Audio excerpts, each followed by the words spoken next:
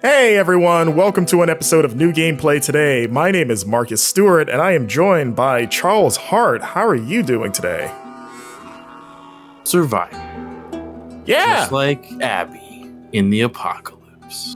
Just like Abby, as well as Ellie and Joel and a bunch of other characters, because we are looking at The Last of Us Part 2 Remastered, specifically its brand new roguelite mode called No Return.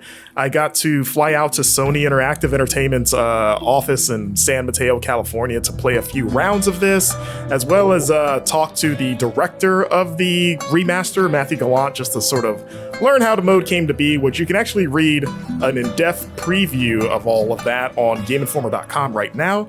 This is my gameplay footage that we're showing, and a note on that is that due to some technical issues with capture that we had while during the preview session, we weren't able to capture sound, so instead I thought I would just put the Last of Us theme song playing in the background instead, because I think that's probably nicer to hear than the crushing sounds of bullets piercing infected people's skulls. And it's soothing, it's relaxing. Yeah, you see how just banging that guy with a hammer, that would sound gross. But yeah, it's a new mode coming to Last of Us Part 2.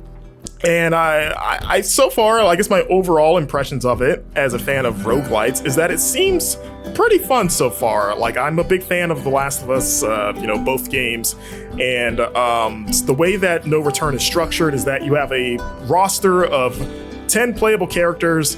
We're all characters from the game. It's like Ellie, Abby, Joel, Lev, Dina, Tommy.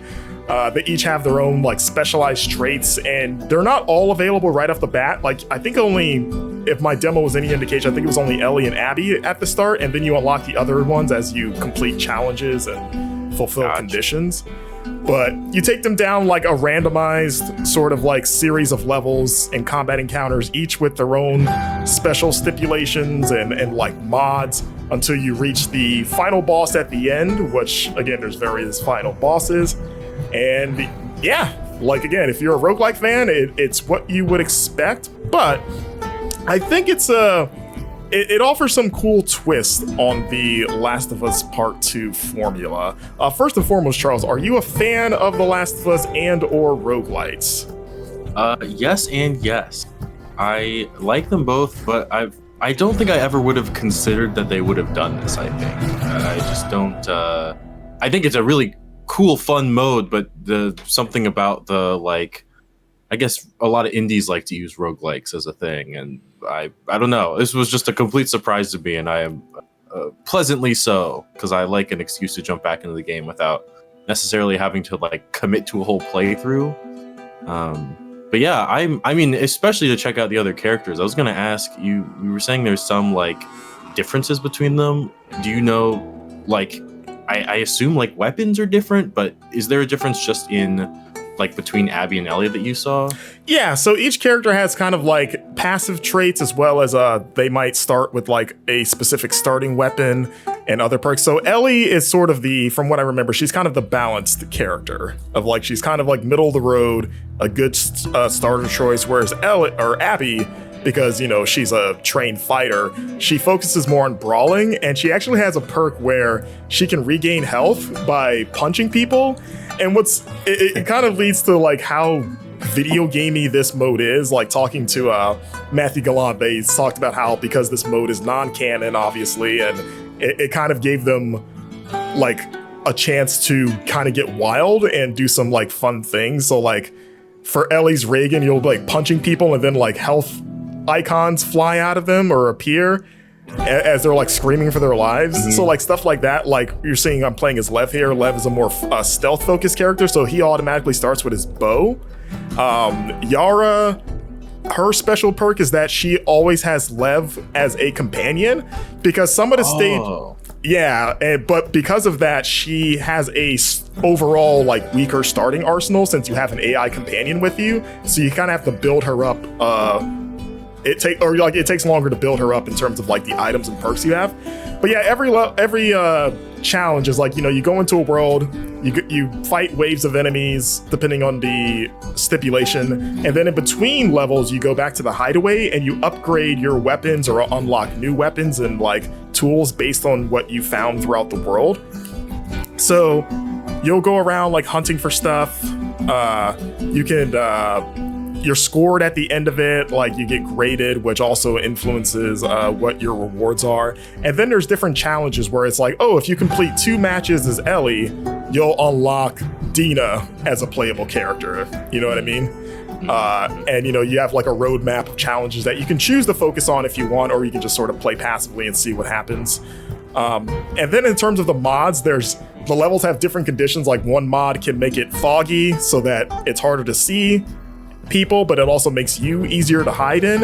One mod that I didn't get to experience but sounds really cool is that it can make all the enemies invisible to where you can only see them either with the listening mode, or you can use your flashlight because they can cast shadows.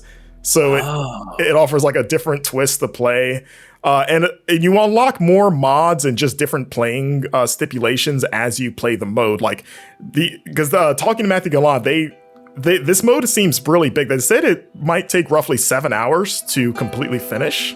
Interesting. And, there's different bosses at the end at randomized. Like the boss that I fought that I wasn't able to beat was like a giant bloater, but I know there's like a Seraphite elite that you can fight, and like a leader of the Rattler gangs, like he's one. And all the stages are kind of like stages within the main campaign. But just sort of like repurposed, or like they drop you in there to go around and murder a bunch of people, Mm-hmm. I did notice that it was familiar, but not like the stage is already kind of built for the type of combat that you're doing, so it didn't look weird anyways. Yeah, so we're looking at the hideaway here. This is, like I said, you come here in between levels to, improve your weapons, or there's like a trading post there that offers a evolving loadout that you can buy, so it won't be the same items for sale every time you go there.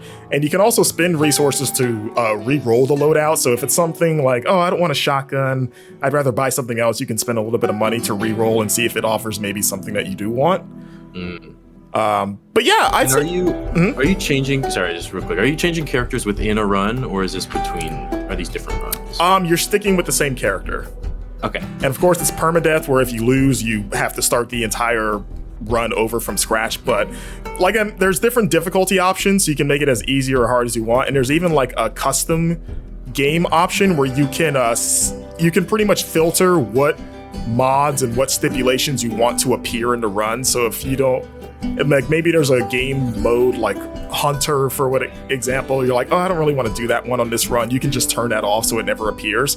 So there's a lot of options to sort of cater your run to your experience, which is pretty nice. As you can see here, we're actually playing the Hunter run, which is a run where enemies just keep coming and you pretty much just have to outlast them until the time limit ends, but you get more points the more that you kill. So you're not encouraged to just hide and wait it out. You probably want to kill as many people as you can so that your grade at the end is higher. But it's a fun little twist. It's a weird little like thing, like you said, of like it almost feels antithetical to sort of the brutal and emotional combat experience that The Last of Us Part 2 is.